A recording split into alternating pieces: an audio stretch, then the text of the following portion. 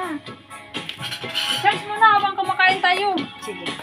Wala kay luwag ani nga lalo. Bagoong na may biik. Ay, hindi na naman ako makakakain na rin. Sarap sana. Ito, bulad.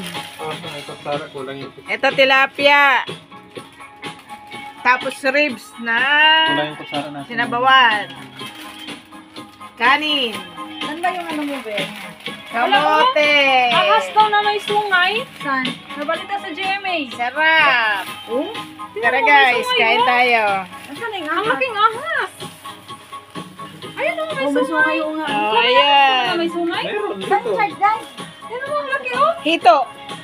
Asa na, nabita. Ayan. Balita sa GMA. So, ibig sabihin, totoo yan. Ayan.